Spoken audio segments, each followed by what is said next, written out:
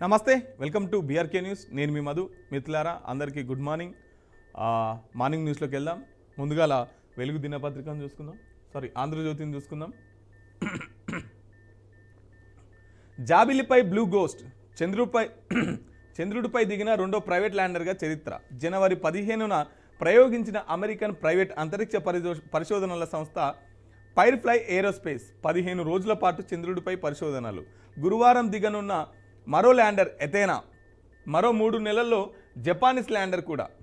చంద్రుడిపై దిగిన blue ghost చిత్రంలో జాబిల్లి ఉపరితలాన్ని దూరంగా భూమిని చూడొచ్చు. చంద్రుడి మీద పరిశోధనలు జరుపుతున్నటువంటి పరిస్థితి. కేటీఆర్కు అహంకారం, కిషన్ రెడ్డికి కుళ్ళు. ఆయన కన్నా జూనియర్గా ఉన్న నేను ఎదిగానని అసూయ.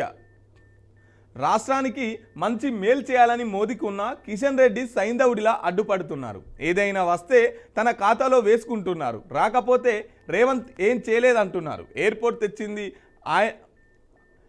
తెచ్చింది ఆయనే అయితే మూసి 6 మెట్రోలను అడ్డుకుంటున్నది ఎవరు? కేంద్రం వద్ద ఈడీ సిబిఐలు ఉన్నాయని ఎంతకాలం బెదిరిస్తారు? చావు ఓసారే వస్తుంది. కృష్ణాలో ఎక్కువ నీటిని ఏపీకి ఇస్తూ కేటీఆర్ పెట్టిన సంతకం రాష్ట్రానికి యమపాశమైంది. ఏడాది కాకముందే దిగిపోవాలంటున్నారు. ఈ పాలమూరు బిడ్డపై పగ ఎందుకు? వనపర్తి బహిరంగ సభలో సీఎం రేవంత్. ఇందిరమ్మ మహిళా శక్తి, రేవంత్ అన్న భరోసా పథకాలు ప్రారంభం. కృష్ణా జలాల అక్రమ వినియోగంపై ఏపీ మీద ఫిర్యాదుకు సిద్ధం. నేడు ఢిల్లీకి సీఎం జలశక్తి మంత్రితో భేటీ.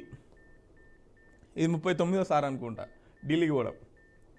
బీఆర్ఎస్ వాళ్ళే టన్నెల్ ప్రమాదం, 10 ఏళ్ళు వాళ్ళు పట్టించుకోలేదు. ప్రమాదం జరిగాక అబుదాబిలో హరీష్ జల్సాలు. ఎస్ఎల్బీసీ పూర్తి చేసి నిబద్ధతను నిరూపించుకుంటాం సీఎం రేవంత్.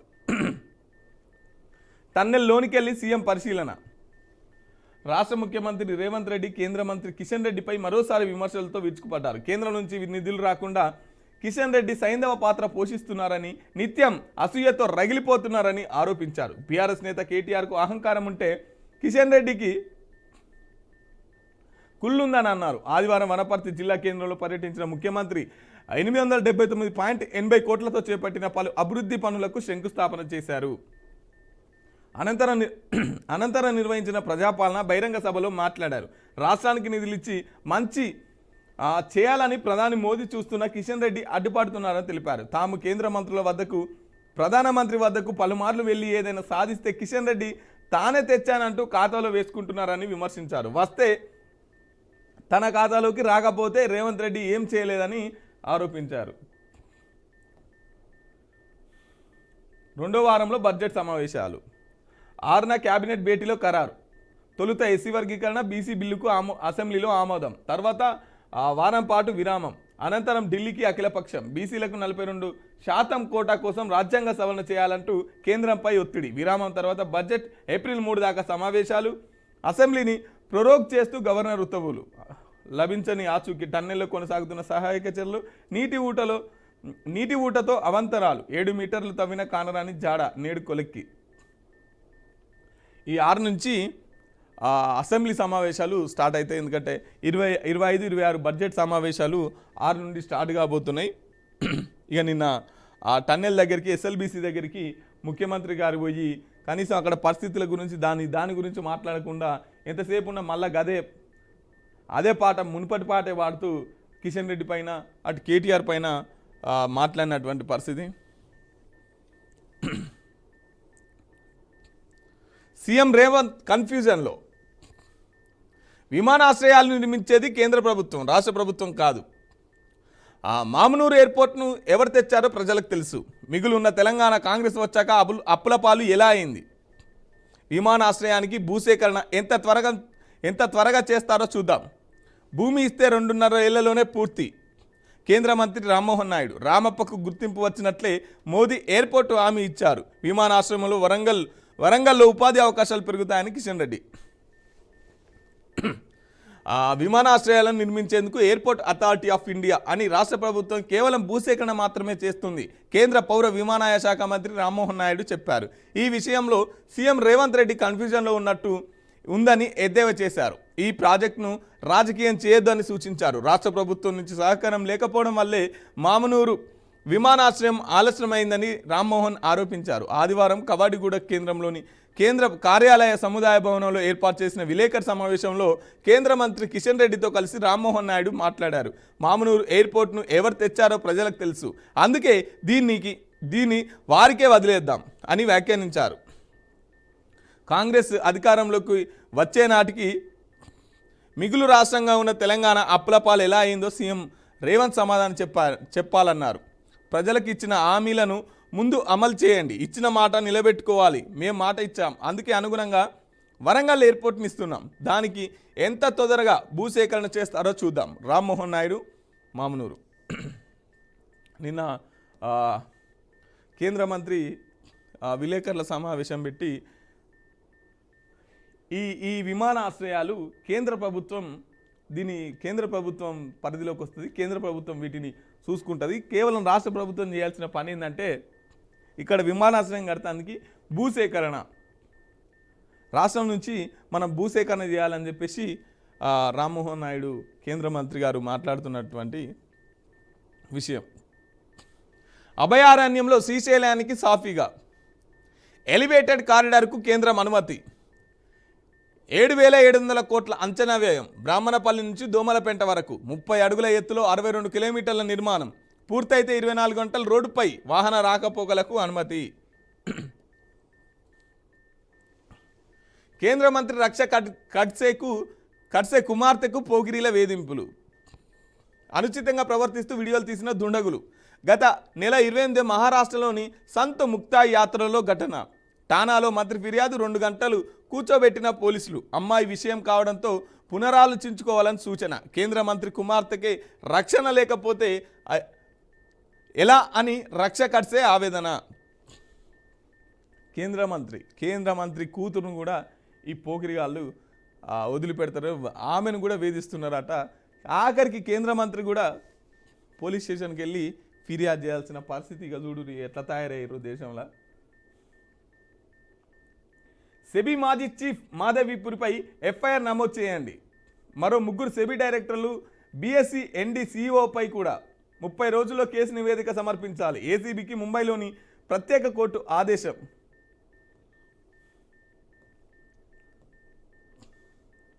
ఉమ్మడిగా ఎదుర్కొందాం. తరానికి ఒకసారి వచ్చే సమస్య ఇది. శాంతి చర్చల్లో ఉక్రెయిన్ను బలంగా ఉంచాలంటే మన సాయం అవసరం. అమెరికా పాత్రను విస్మరించలేం. యూకే ప్రధాని కీర్ స్మార్టర్. EU దేశాల భేటీ తర్వాత వ్యాఖ్యలు.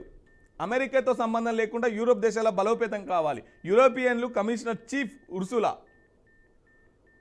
ఉక్రెయిన్కు రుణం 24,855 కోట్లు. ఆయుధాల తయారీకి ఊతం. జెలెన్స్కీకి కిర్ స్మార్టర్ సాదర స్వాగతం. అన్ని విధాలుగా అండగా ఉంటామని హామీ.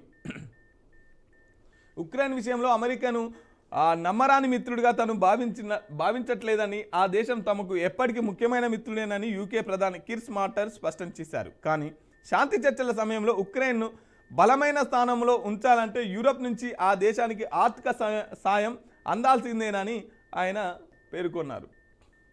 అక్రమ వలసలకు కళ్ళెం వేస. ఫిబ్రవరిలో 8,326 కేసులే. దేశ చరిత్రలోనే అతి తక్కువ. ఇకపై ఇంగ్లీష్ అధికారిక భాష. అమెరికా అధ్యక్షుడు ట్రంప్ ఇంగ్లీష్కు పట్టం. వైవిధ్యానికి గొడ్డలి పెట్టంటూ నిరసనలు. ఎమ్మెల్సీ ఎన్నికల ఓట్ల లెక్కింపు నేడే. ఉదయం 8 గంటల నుంచి కౌంటింగ్. పట్టభద్రుల నియోజకవర్గం ఫలితం వెల్లడికి 2 రోజుల పట్టే అవకాశం. ఇంకో 2 రోజులల్లా ఎవరు ఎమ్మెల్సీ అవుతారనేది తేలిపోతుంది. సంగారెడ్డి జిల్లా బొమ్మరెడ్డిగూడెంలో మృతి చెందిన కోళ్లు. 8,000 కోళ్ల మృతి. సంగారెడ్డి, మెదక్ జిల్లాలో బర్డ్ ఫ్లూ కలకలం. అబ్బా, తెలంగాణ చిన్న ఎమ్మెల్యేగా ఇటు నిన్న మొన్నటి దాకా నల్గొండ, ఇటు చిట్యాల వైపు బర్డ్ ఫ్లూ కలకలం, మొన్న భువనగిరి, ఇప్పుడు సంగారెడ్డి, మెదక్. మిత్రులారా కొంచెం జాగ్రత్తగా ఉండండి. స్నానానికి కూడా పనికిరాని గంగ నీరు. బీహార్లో అనేక చోట్ల కలుషితం. అధిక స్థాయిలో కొలీఫామ్ బ్యాక్టీరియా. రాష్ట్ర ఆర్థిక సర్వే నివేదిక వెల్లడి. ఫిబ్రవరి 17 అవినీతి కేసు. పట్టుబడిన వారిలో పోలీసులు ఎక్కువ.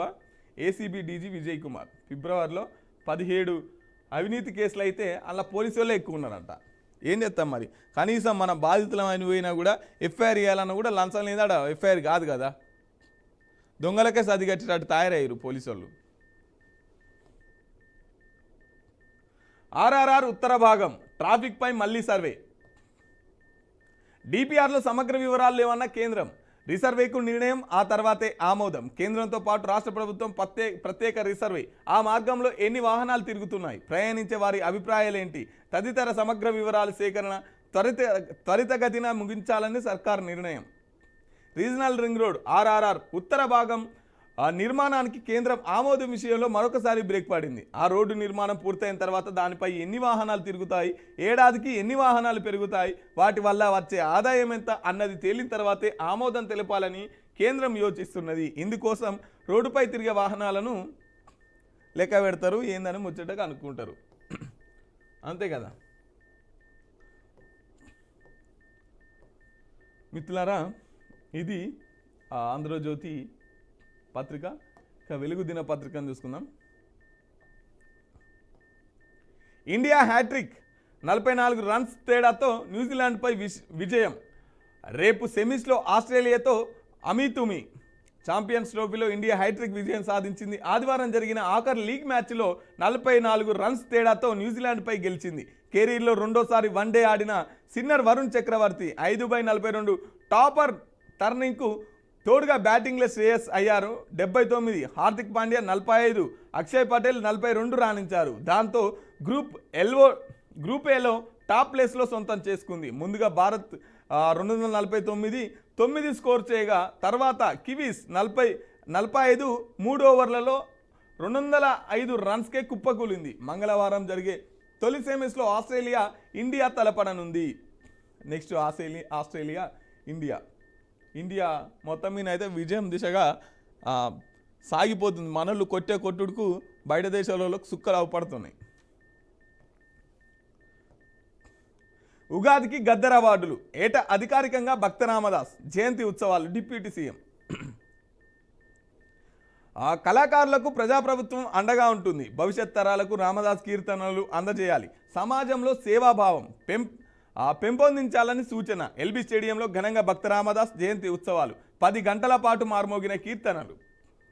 కళలను కళాకారులను చిత్తశుద్ధితో ప్రోత్సహిస్తున్న ప్రజాప్రభుత్వం తమదని, ఇకపై ఏటా భక్త రామదాస్ జయంతి ఉత్సవాలను అధికారికంగా నిర్వహిస్తామని డిప్యూటీ సీఎం బట్టి విక్రమార్క ప్రకటించారు. గద్దర్ ఫిల్మ్ అవార్డులను ఏటా ఉగాదికి అందజేయాలని ప్రభుత్వం నిర్ణయించిందని వెల్లడించారు. కళారంగ అభివృద్ధికి సీఎం రేవంత్ రెడ్డి ప్రత్యేక శ్రద్ధ చూపిస్తున్నారని ఆయన తెలిపారు. సినిమా కళాకారులకు పురస్కారాలు ఇచ్చినట్లుగా సంగీత నాటక కళాకారులకు కూడా అవార్డులు ఇస్తామని, కళలను ముందుకు తీసుకెళ్లే వారికి అవసరమైతే అన్ని సౌకర్యాలు రాష్ట్ర ప్రభుత్వం కల్పిస్తుందని చెప్పారు. రాష్ట్ర ప్రభుత్వం సంగీత నాటక అకాడమీ ఆధ్వర్యంలో ఆదివారం హైదరాబాద్ ఎల్బీ స్టేడియంలో భక్త రామదాస్ 392వ జయంతి ఉత్సవాలు నిర్వహించారు. ఈ కార్యక్రమంలో డిప్యూటీ సీఎం బట్టి విక్రమార్క మాట్లాడారు. గద్దర్ అవార్డు ఉగాది నుంచి ఇస్తారట. నంది అవార్డులను తీసేసి గద్దర్ అవార్డులు పెట్టిన ఆ విషయం మీ అందరికి తెలిసిందే. దాన్ని ఉగాది నుంచి ఇస్తారంట. ఇంతకుముందుకు ఏమున్న అవార్డులు అంటే సినిమా వాళ్ళకు, సినిమా యాక్టర్లకు, మ్యూజిక్ వాళ్ళకు, తర్వాత ఆ డైరెక్టర్లకు వచ్చేది. కానీ ఇప్పుడు వృత్తి కళాకారులకు, తర్వాత కళాకారులకు, తర్వాత ఈ భక్త గీతాలు పాడుతుంటారు కదా వాళ్ళకు కూడా ఈ గద్దర్ అవార్డులు అనేటివి ఇస్తామని చెప్పేసి నిన్న భక్త రామదాసి 392వ జయంతి సభలో బట్టి విక్రమార్క గారు మాట్లాడిండు. కృష్ణా నీటి వాటాలపై కేంద్రం వద్ద తేల్చుకుందాం. నేడు కేంద్ర జలశక్తి మంత్రితో సీఎం రేవంత్ ఉత్తమ్ భేటీ. సమ్మక్క సాగర్, ఎన్ఓసి, సీతారామన్ సాగర్ అనుమతులపైన చర్చ. ప్రధాని నరేంద్ర మోదీని కూడా కలిసే ఛాన్స్. ఇలా ఢిల్లీకి ముఖ్యమంత్రి గారు వెళ్తున్నటువంటి పరిస్థితి. ఇగో సమస్య మోదీతో కాదు, కిషన్ రెడ్డితోనే. కేంద్రం నుంచి రావాల్సిన నిధులు అనుమతులపైన సైంధవుడిలా అడ్డుకుంటున్నాడు. ఆయన మనసు నిండా కుళ్ళు కుతంత్రాలే. సీఎం రేవంత్ నిన్న అక్కడికి వెళ్ళి మీటింగ్ పెట్టిన, ఎస్ఎల్బీసీ దగ్గరికి వెళ్ళి మీటింగ్ పెట్టినటువంటి పరిస్థితి. మిత్రులారా, మార్నింగ్ న్యూస్లో చిన్న బ్రేక్ తీసుకుందాం. మిత్రులారా, మార్నింగ్ న్యూస్లోకి తిరిగి స్వాగతం. నిన్న ఎస్ఎల్బిసి దగ్గరికి వెళ్ళి మన ముఖ్యమంత్రి గారు మాట్లాడినటువంటి పరిస్థితి. రాష్ట్ర అభివృద్ధి కోసం నీ ఇంటికి 10 సార్లు వచ్చి మాట్లాడినా ఒక్కసారన్న ప్రధాని దగ్గరికి పోదామన్నావా? తెలంగాణ ప్రజల మీద పాములా పగబట్టినవు. నీ చీకటి మిత్రుడు కేసీఆర్ దిగిపోయిండని దుఃఖమా? నీకన్నా చిన్నోడు సీఎం అయితే ఎందుకింత ఓర్వలేంతనం? కేంద్ర మంత్రి ఖట్టర్ వచ్చి సమీక్ష పెడితే గల్లీలోనే నువ్వు ఎందుకు అటెండ్ కాలే?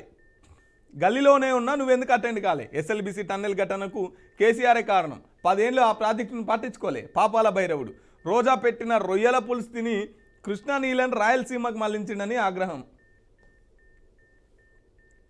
సందెట్లో సడేమియలెక్క కేంద్ర మంత్రి కిషన్ రెడ్డి మోపారని సీఎం రేవంత్ రెడ్డి మండిపడ్డారు. కష్టపడి పనులు సాధిస్తే ఆయన ఖాతాలో వేసుకుంటుండు.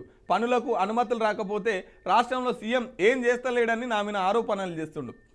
ప్రతిసారి నువ్వేం చేశావని ప్రశ్నిస్తున్నాడు. మరి కేంద్ర మంత్రిగా ఆయన తెలంగాణకు ఏం చేసిండు అని నిలదీశారు. తెలంగాణకు కేంద్రం నుంచి రావాల్సిన నిధులు అనుమతులు కాకుండా కిషన్ రెడ్డి సైంధవుడిలా అడ్డుకుంటున్నారని సీఎం రేవంత్ అన్నారు. మొన్ననే ప్రధాని మోదీని కలిసి వచ్చిన తెలంగాణకు ఏదైనా చేయాలని అనుకున్నది ఆయనకున్నది. కానీ కిషన్ రెడ్డి సైంధవుడిలా తయారైండు. తన చీకటి మిత్రుడు కేసీఆర్ దిగిపోయిండన్న దుఃఖంలో ఉన్నాడు. మేము తెలంగాణ ప్రజల కోసం కష్టపడుతుంటే సంక్షేమ పథకాలు ఇస్తుంటే ఓర్వడం లేదు. రాష్ట్రానికి రావాల్సిన వాటిని కుళ్ళు కుతంత్రాలతో అడ్డుకుంటున్నాడు. సమస్య మోదీ దగ్గర కాదు, కిషన్ రెడ్డి దగ్గరనే ఉన్నది అని ఆగ్రహం వ్యక్తం చేశారు. వనపర్తిలో ఆదివారం సీఎం రేవంత్ రెడ్డి పర్యటించారు. 1000 కోట్ల రూపాయల అభివృద్ధి పనులకు శంకుస్థాపన చేశారు. అనంతరం ప్రజాపాలన ప్రగతి బాట బహిరంగ సభలో మాట్లాడారు. ఎవరు ఇప్పుడు కిషన్ రెడ్డి పాట పాడుతున్నాడు మొత్తం ముఖ్యమంత్రి గారు. ఇంతకుముందుకేమో ఏడిపోయినా కూడా కేసీఆర్ గారిని తిట్టేది. కేసీఆర్ సపోర్ట్ చేస్తలేడు.